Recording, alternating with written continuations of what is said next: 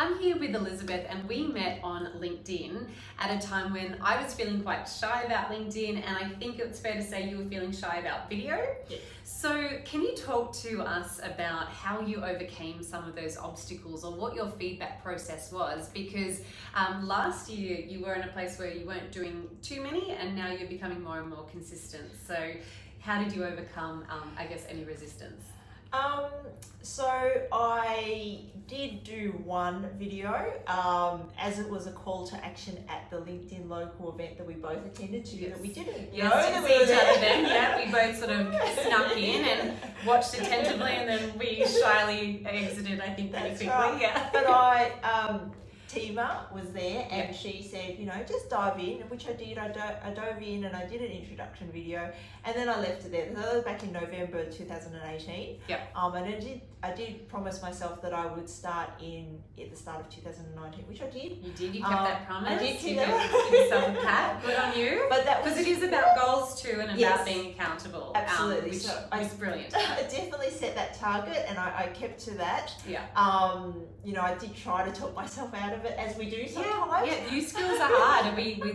It's amazing how many reasons the brain can come up with when we don't want to do something. So Absolutely. that doesn't surprise me in the slightest. But you were mentioning before as well at home how your photos and your library all matches up. So you end up getting some feedback from your family, did you? I did. I got some feedback from my husband, which he's like, "Oh, these are good," and I said, "Oh." I didn't realise he was seeing them, but he's like, he told me the parts that he liked, and he told me the things that maybe needed a bit of improvement. Did you agree with him?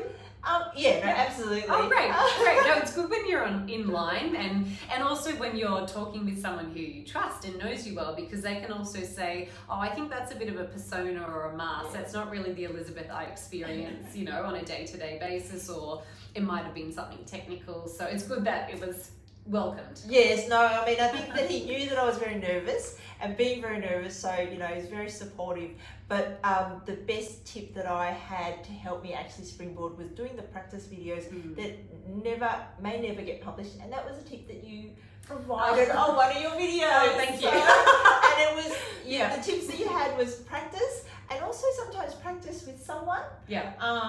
So I did videos with my dog. Yes, I do. I tell our clients and people when I'm coaching, I say, I don't care if you do it at work or if you go home and do one with your child, your best friend, or your pet, but it's just getting used to seeing and hearing yourself, because a lot of people, when they first do it, they're like, oh my God, is that what I look like? And is that how my voice sounds? And it can be such a shock to the system. Absolutely. Yeah, no, you're absolutely right. And I think that, and I did some with sunglasses on, not to post, but just because I was already out and about. And I thought, and then you realise, you look back and you go, people can't see you, so they need to be able to see you, they need to be able to engage with you, they need to know that there's a person on the other end of the camera. I think that's the beauty with video, is that it is instant feedback. You play it back, and you have to go gently with yourself, but you know what's working and what's not. Or if you're questioning something in the first place, that's often a guide that, if you're questioning it, then maybe it's not quite right yet. But 100%, like in terms of seeing eyes and facial expressions, it's so important, because these are just another layer and another touch point and contact point. So we like to see it all. Absolutely. So I think that the thing is that having those practical tips, being able to implement them, and just just building up that courage. Yeah, it is courage. And I think when you've been doing it for a while, maybe you need less courage. Maybe it is more just of an activity. I know most of the time that's what it is for me. But even coming back from the break, so having Christmas time off, when I came back in January and did my first videos, I was like, oh, I'm a bit rusty. And I was like looking around, and there were lots of people around, and I realized that because I hadn't stretched that muscle much over Christmas, that part of me had closed up again. So I was like, okay, this is where we are. It's my first video for the year. I'm just going to go gently. I'm going to have my cup of tea.